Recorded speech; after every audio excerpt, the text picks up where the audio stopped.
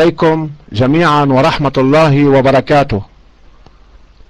من بوس إلى سعيد حمد، السلام عليك ورحمة الله وبركاته. أولا أريد أن أشكرك من كل قلبي على مسرحية الأمس، لقد كانت موفقة جدا جدا، وأسديت لي معروفا كبيرا ولشعب البحرين. إن التسجيل الذي عرضته بالأمس بصوتي هو كان هجوما مني على المتخاذلين الذين كانوا مجتمعين على النت في يوم الذي دعت الثورة المواطنين ليهبوا وينزلوا الشارع وينصروا هذه الثورة والشعب.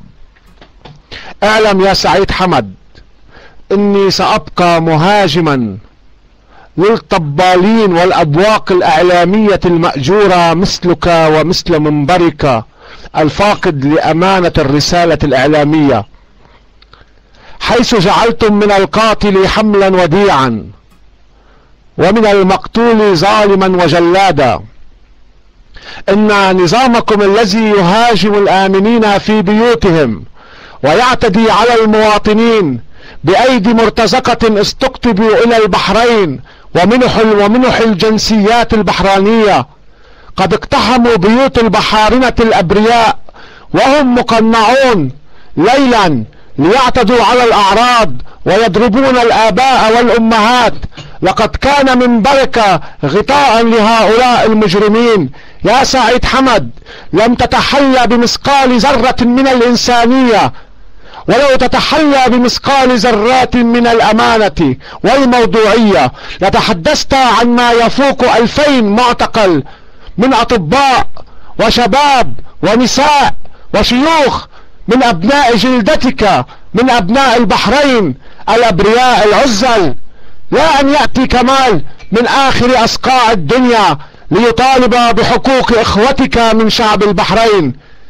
أيها الشريك للجريمة المطبل للمفسدين في الأرض، اعلم أن ما عرضته بالأمس لهو إلا خدمة ومعروفا أسديتها لمن لم يتمكن أن تصله رسالتي من أبطال وشرفاء ثورة البحرين، ليعلموا أن كمال معهم ولن ينساهم.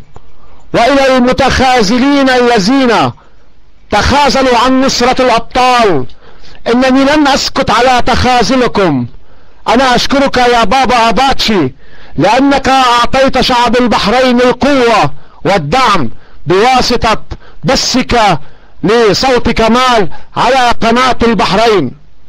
وأعدك أن التظاهرة المقبلة سوف تكون أضعاف الأعداد. المتظاهرين لتعلم أنك ومنبرك وإذاعتك أبواق الباطل والكذب والجريمة والنفاق. أنت أجبن أن تصرح عن جرائمكم التي ارتكبتموها، جرائم الإبادة والعنصرية والتصفية العرقية بحق شعب البحرين.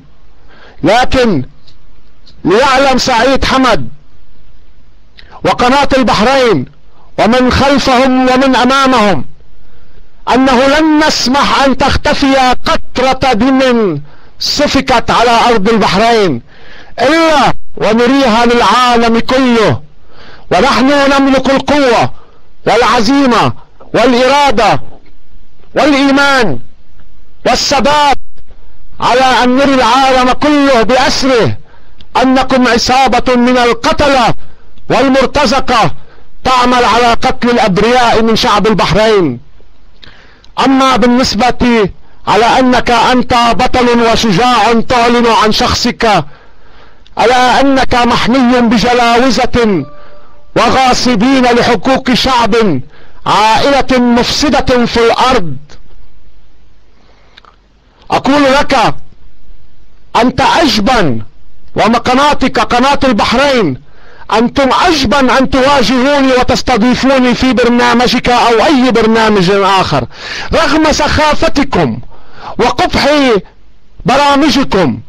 ألا إني أرضى وأتحدى قناتك أن تستضيفوني لأكشف فيه عن وجهي واسمي وكل شيء تريد أن تعرفه عني. فأنا كما تعودت وعودت الجميع على صراحتي ومصداقيتي لم أخاف يوما ولم أكن يوما من الجبناء، ولم أحسب لكم أي حساب، لا أنت ولا نظامك البائس الزائل. الهرم من رأس الهرم إلى أسفله لستم سوى صعاليق مجرمين. عليكم أنتم أن تخافوا وليس نحن أصحاب الحق المدافعين عنه. نحن نقف مرفوعي الرأس شامخين، وأنتم الجبناء القتلة إلى زوال. أريد أن أنوه يا سعيد حمد أن كذبك بالأمس الذي ادعيت فيه أنني قد منحتك شرف أن بوس كمال اتصل بك، هذا الخبر عار عن الصحة وأنت كذب، أنت كاذب. أنا حاولت الاتصال بك نعم، ولكن كنت أجبن أن ترد على اتصالي، وعندي من الأدلة ما يكفيك ويكفي العالم كله، لأن كل اتصال كنا نقوم به كنت قبل الاتصال أعلن أنني سأتصل بفلان الفلاني، فكان يدق الهاتف وكنت تفصل الخط ولم ترد ولم تجاوب يوما على اتصال. ونحن كل اتصال نقوم به يا سعيد حمد نقوم فورا بنشره، فكيف بي لأتصل بك أيها الصعلوك وثم أخفي الاتصال ولا نريه للعالم؟ نعم، هناك اتصال حصل بيني وبين ابنتك الكريمة، أنها كانت في قمة الذوق والاحترام، وكذلك كنت أكلمها بقمة الذوق والاحترام، ولم نتعرض ولم نتطرق فيه إلى أي من الشأن السياسي ومن معاناة شعب البحرين. لكنني أنا وفريق الإعلام معي، فريق العمل مدته أكثر من ثلث ساعة أعتقد، ولن نقوم بنشره حفاظا منا على الأمانة والذوق، ولنري العالم عن أخلاقنا الحميدة واحتراما منا لابنتكم الكريمة التي لا علاقة لها بالأمر. أخيرا نصيحة مني لك، أنك ومن الواضح من علامات وملامح وجهك تعاني من مشاكل وأزمات صحية. أقول لك إن شاء الله يقدم لك الله الصحة وتعافى، ولكن اتق الله، وكفاك كذبا ونفاقا وتعصبا وكرها ضد أبناء بلدك. لا الملوك ولا الشيوخ سينفعوك يوم القيامة، ويوم تكون بين يدي الله لا ينفعك أحد يا سعيد حمد. وما حياة الدنيا إلا ساعات قليلة، على الإنسان أن يمارس إنسانيته بدلا أن يكون كاذبا منافقا. سمعت في إحدى حلقاتك تدعي أن دعوى قضائية رفعت ضد العائلة الحاكمة ونظام البحرين الدكتاتوري، وسمعت من جملة أكاذيبك أن هذه الدعوة تارة قد أسقطت وتارة لا صحة لها.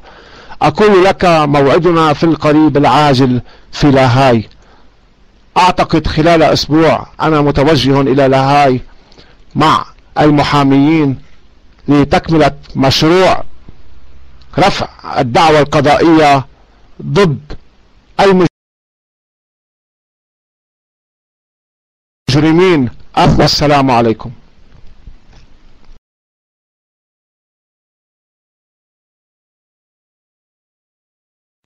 شو رأيك؟